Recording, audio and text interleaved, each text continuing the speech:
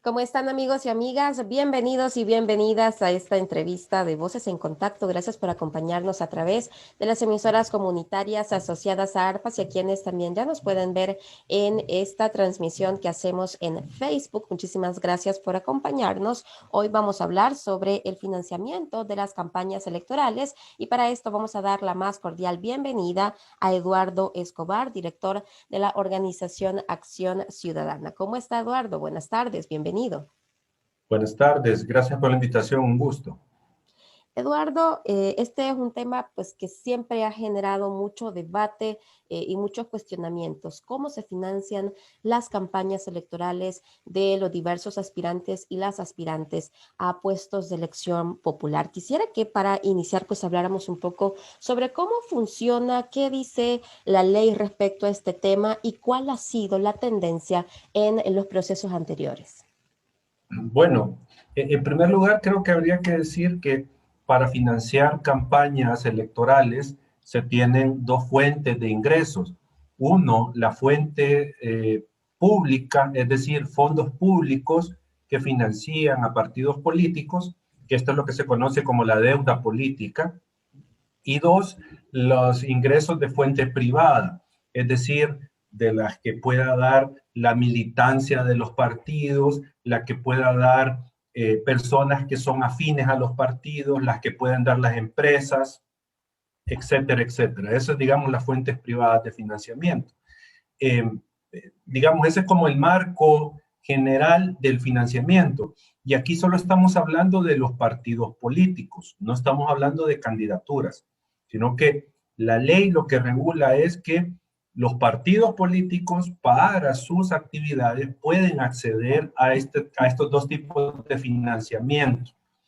Los candidatos y candidatas, según la ley, no pueden recibir aportaciones directas, sino que se debe de hacer vía el partido político.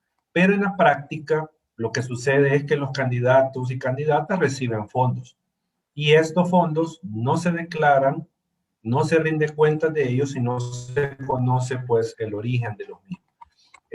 Entonces creo que esto es importante para diferenciar los fondos de los partidos de los fondos de las candidaturas, que son cosas diferentes. Acción Ciudadana y otras organizaciones justamente en este análisis pues han señalado riesgos de que muchos de los fondos puedan ser de forma ilícita, sobre todo, ya lo decía usted, en este vacío que hay sobre cómo los candidatos directamente reciben fondos. ¿Qué implicaciones podría tener esto o qué riesgos que existan fondos ilícitos que estén financiando campañas? Bueno, en el caso de los partidos políticos, ellos tienen, digamos, hay un mayor control sobre ellos, que no es mucho, pero hay un mayor control, y los mismos partidos llevan sus controles. Con esto no quiero decir de que estén exentos de que pueda introducirse dinero ilegal. O sea, no estoy diciendo eso, pero hay, digamos, un mayor control en los partidos. Pero en el caso de las candidaturas, ahí, por lo que usted mencionaba, ese vacío que hay, ahí no tenemos ninguna garantía de que no hayan fondos ilícitos financiando campañas. Entonces, planteado este escenario donde hay poco control del financiamiento, hay poca transparencia en general en el financiamiento, nos topamos con esta posibilidad de que dinero ilícito financie una campaña. ¿Qué es lo que tiene esto de repercusión para el sistema democrático? Lo primero es que esto genera inequidad en la contienda electoral. Es decir, como es dinero prohibido, pero a pesar de ser prohibido, me sirve para financiar mi campaña. Entonces yo saco una ventaja respecto del resto de candidatos o partidos, tanto de candidatos de mi partido como de otros, porque yo estoy utilizando recursos que no están permitidos para la contienda. Entonces ahí hay un tema de inequidad en primer lugar. Lo segundo, lo que genera es una pérdida de independencia porque se adquieren compromisos con estos financistas que son del crimen organizado. Es decir, el partido, el candidato, ya tiene que responder a los intereses de quien lo financió. Entonces, si estamos hablando del crimen organizado, imaginémonos qué intereses son los que defienden. Entonces, eso es lo que sucede y esto nos da paso a lo que se llama la captura del Estado. Es decir, que las instituciones estatales están controladas por poderes fácticos, por otros poderes que no son los funcionarios y que no responden al interés popular. Eso es, digamos, como el siguiente nivel. El Estado en función de los intereses de los financistas.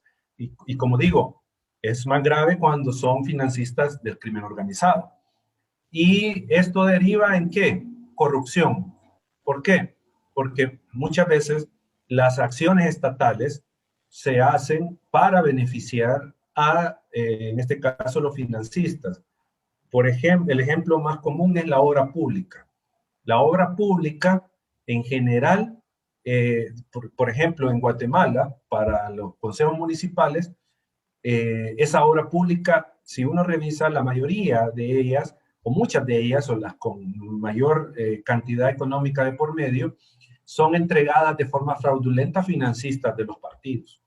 Entonces ahí hay corrupción, o sea, porque se finge un proceso de licitación y todo esto, y se le entrega dinero público, obra pública a estas empresas que han financiado campañas. Y hablando en términos de casos emblemáticos de este tipo, Eduardo, ¿cuáles podríamos mencionar? Creo que uno de los que más indignación generó en la población fue lo que se conoció con el fallecido expresidente Francisco Flores respecto a los fondos de Taiwán, que luego también se supo fue para financiar en una parte la campaña de Antonio Saca. ¿Qué otros casos podríamos mencionar y por qué es importante mantenerlo siempre, digamos, en el debate, sobre todo en estos contextos de campaña? Bueno, también está el caso de Alba financiando al FMLN, ya sea directa o indirectamente, ¿verdad? Entonces ahí hay también otro caso que todavía no se ha, digamos, analizado a profundidad y no se han tenido mayores consecuencias todavía de ese señalamiento de campaña financiada de forma ilegal. Eh, otros ejemplos, creo yo, aunque tal vez ahí no tenemos certeros datos, pero cuando hemos tenido candidatos a diputados, alcaldes de diferentes partidos políticos que luego ganan la elección, se convierten en funcionarios y luego son procesados por crimen organizado, por narcotráfico, etcétera, etcétera. Ahí, como digo, no tenemos datos, pero es casi seguro que hubo financiamiento de esa fuente a la campaña de este candidato. O sea, eso que ni nos quepa la menor duda que pasó. Esos son otros casos, o sea, de financiamiento ilegal de campaña. Aquí lo que pasa es que no tenemos mayor, digamos, datos como Guatemala, porque en Guatemala usted tiene varios casos de financiamiento ilegal comprobado. Por ejemplo, el caso del Partido Patriota, del anterior presidente Otto Pérez Molina, que está procesado, igual la vicepresidenta, con el caso de La Línea, que de ahí se desviaba dinero para financiar la campaña electoral del Partido Patriota. Entonces, hay una serie de casos a nivel regional que son de escándalo, pero digamos en el caso salvadoreño, porque esto en general no se investiga el tema del financiamiento, es que no tenemos, digamos, mayor cantidad de casos sobre este tema de financiamiento ilegal. ¿Debería entonces hacerse una reforma a la ley, Eduardo, para subsanar este vacío que ya señalábamos? Si bien hay control, decía usted, de los partidos políticos, no hay de candidatos y candidatas. ¿Cómo podría solventarse eso para generar desde la institucionalidad transparencia? Claro, aquí no hay otra vía, otro camino que regular este aspecto. O sea, la ley prohíbe que los candidatos reciban fondos, pero en la realidad es difícil pensar que eso no va a pasar. O sea, entonces, si vamos a tener que en la práctica candidatos y candidatas reciban fondos, entonces es preferible que estos fondos se transparenten a que se sigan recibiendo de forma oculta. Entonces, aquí digo, lo que queda es eh, hacer transparente estos fondos que reciben las candidaturas y que rindan cuentas de las mismas. O sea, ya no solo los partidos obligados a rendir cuentas, sino que sus candidatos y candidatas. Porque si no, vamos a seguir con esta dinámica. Porque pensemos, desde que se hizo obligatorio revelar la identidad de los donantes, probablemente muchos financistas van a acudir mejor directamente a candidatos, no al partido. Y como ahí no están obligados a rendir cuenta a los candidatos, entonces no se va a saber quién financió a quién. O sea que se genera un efecto peor. O sea, porque está ese vacío. Porque antes, o sea, si se conocía que X persona o empresa había financiado a X partido, bueno, ya se sabía que estaba esta persona detrás y que si había alguna toma de decisiones del partido que favoreciera a esta persona, era entendible por dónde venía el asunto. ¿Sí? Ya sabíamos que había financiado y por lo tanto ahí estaba la relación. Pero ahora que son candidatos que no sabemos quién los está financiando, entonces no sabemos si las decisiones que van a tomar o que han tomado lo han hecho por beneficiar a su financista. Entonces, aquí la vía, el camino que nosotros hemos venido diciendo desde hace un rato era, hay que hacer transparente el financiamiento de las candidaturas, hay que obligarlos a que rindan cuentas. Eduardo, también otro tema que se ha señalado y se ha mostrado preocupación al respecto es el uso de fondos públicos o recursos públicos para financiar campañas electorales. Eso tomando en cuenta que existen funcionarios, funcionarias que participan en elecciones. Para el caso pues, de la actual campaña, hay varios funcionarios del gobierno que se han postulado a cargos de elección popular. ¿Cómo ven ustedes este tema y qué implica que se utilicen fondos de la población para financiar campañas? Yo creo que habría que diferenciar para información de la ciudadanía. Acá no, lo que vamos a hablar no son los fondos de la deuda política, ¿sí? O sea, los que ya por constitución tienen derecho los partidos a recibir, que son fondos públicos. Acá nos vamos a referir a fondos estatales que no están destinados para financiar campaña. A eso nos vamos a referir. O sea, digo, hago esta diferencia porque no es lo mismo hablar de la deuda política, que es lo que reciben los partidos, a la utilización de otros fondos que no estaban destinados para eso. Haciendo esa aclaración, nosotros siempre hemos señalado que no es aceptable y que debe investigarse y sancionarse a quienes utilizan fondos estatales, tanto municipales como nacionales, del gobierno central, para campaña electoral. Eso no se debe de permitir, no es aceptable bajo ningún criterio y debe ser investigado y sancionado. Ahora, lo que estamos viendo es una repetición de lo que observamos en los gobiernos de Arena y el FMLN. O sea, una utilización ya sea directa o indirecta de los recursos estatales. Acá estamos viendo, por ejemplo, con el gobierno actual, el tema de la entrega de la bolsa solidaria. Esa, sin duda, es una entrega a cambio de votos. O sea, ahí no nos queda la menor duda. Ahí se están utilizando recursos estatales para proselitismo, aunque no se esté diciendo vote por nuevas ideas, pero es entendible que es una transacción que se está haciendo. Yo te doy la bolsa, tú me das el voto. Entonces, no vemos nada nuevo bajo el sol. O sea, vemos siempre la utilización patrimonial del Estado, ahora por este gobierno. Entonces uno podría preguntarse, bueno, ¿y cuál era el cambio en la forma de hacer política? Si estamos viendo los patrones, repetir patrones anteriores de manejo de la cosa pública y de la utilización electoral. Y también vemos cierta pasividad en las instituciones de control. O sea, se están utilizando estos recursos y nadie de oficio, ninguna institución ha ordenado alguna acción de investigación, por ejemplo, sobre estos fondos que se están utilizando en campaña o algún tipo de proceso contra los que se están aprovechando de estos fondos públicos. Porque digo, no solo es el gobierno, también municipalidades vemos haciendo este tipo de comportamiento, de conducta que es ilegal.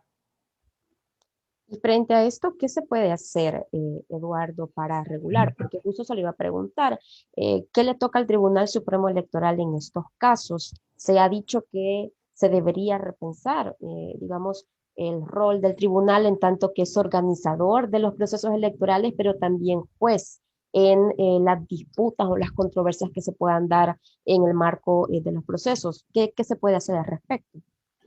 Acá, digamos, es un tema un poco complejo, pero que podríamos encontrar algunas acciones que se pueden ir ejecutando poco a poco. Lo primero es incrementar la capacidad de fiscalización del Tribunal Supremo Electoral. O sea, y esto pasa, y nosotros lo hemos venido señalando desde hace años, por crear una unidad de fiscalización de partidos que debe, en todo caso, monitorear qué se está haciendo en las campañas electorales. Y en este caso, al detectar fondos estatales, pues bueno, hacer la respectiva aviso o denuncia ante la Corte de Cuentas para que investigue el uso de estos fondos. O sea, pero todo pasa por eh, el control, o sea, quién fiscaliza, quién está monitoreando, porque si no hay nadie que pueda recabar esta información y ponerla a las órdenes de las instituciones respectivas, no vamos a ver ningún cambio. Pero digo, cuando estamos hablando de campañas electorales, quien debería de estar ejerciendo este rol es el Tribunal Supremo Electoral. Pongo un caso breve. En México nos contaba el presidente del INE, que es la autoridad electoral, el Instituto Nacional Electoral en México, nos contaba un caso. Un partido político en una elección declaró a la autoridad electoral que tenía 600 vallas colocadas en el Distrito Federal, por ejemplo, y estaban obligados a decir a dónde estaba cada una.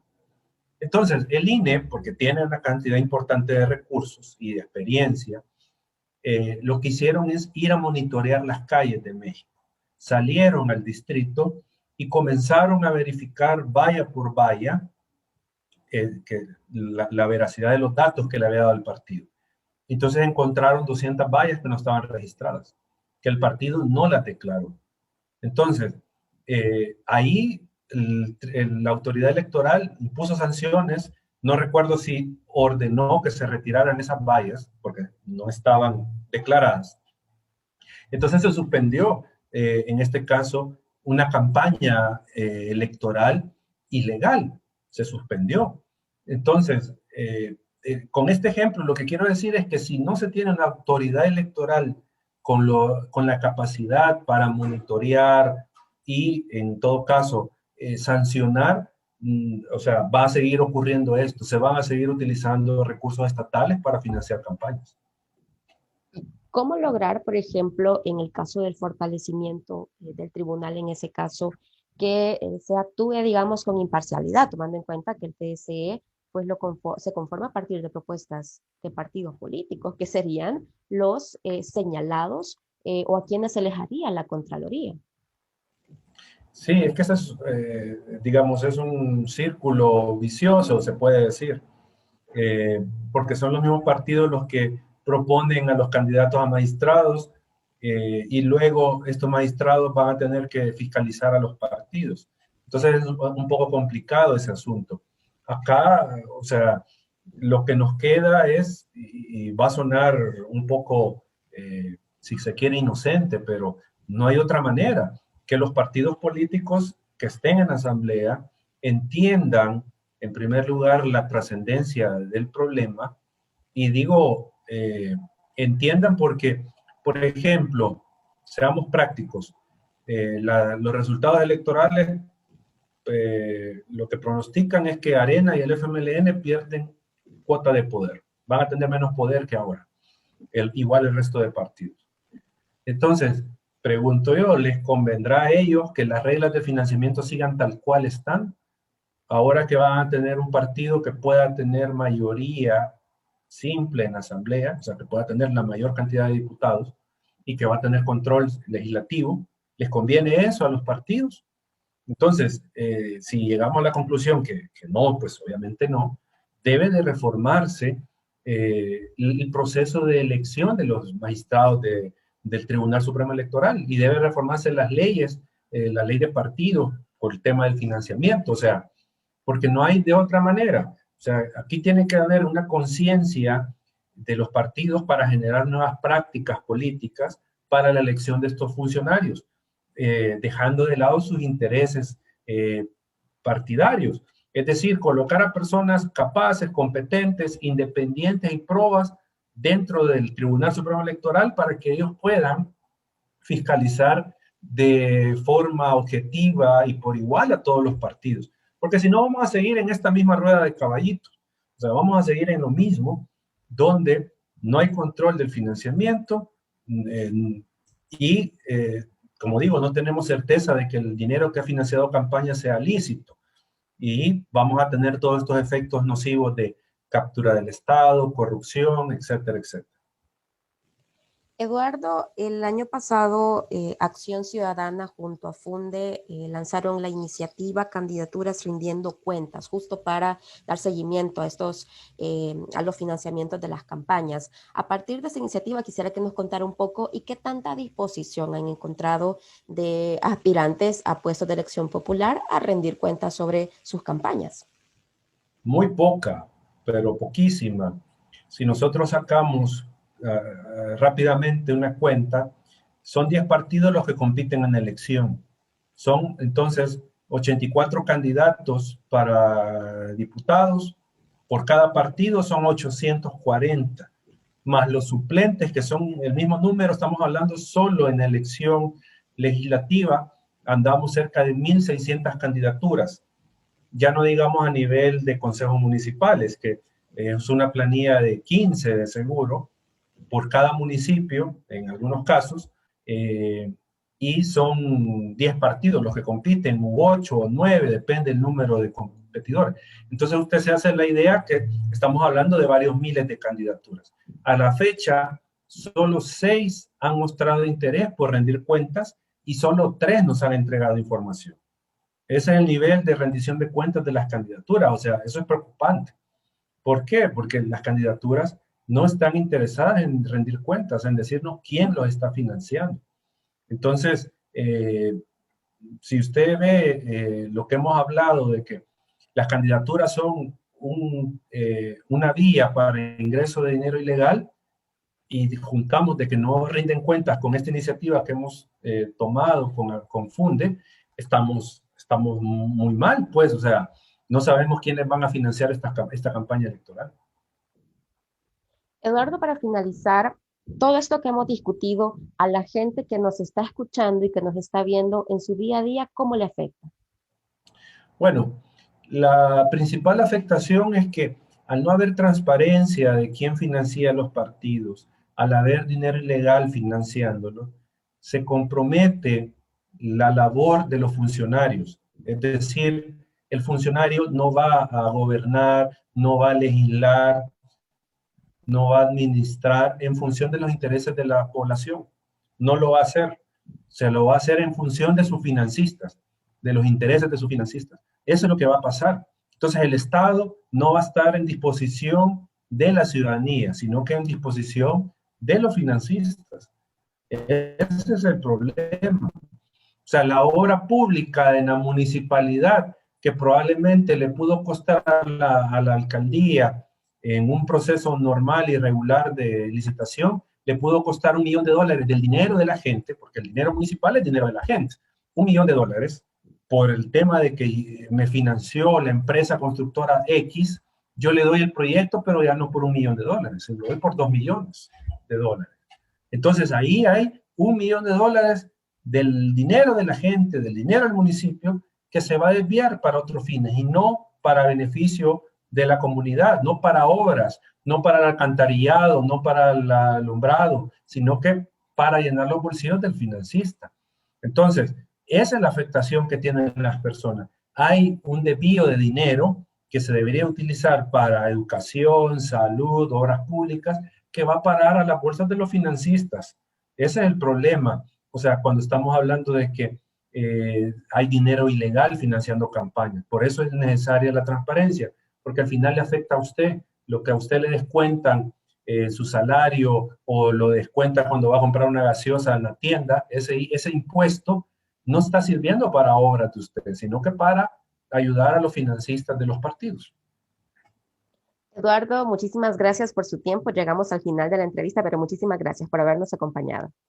No, gracias, un gusto y a las órdenes. Amigos y amigas, a ustedes también muchas gracias por su sintonía. Le esperamos en una próxima.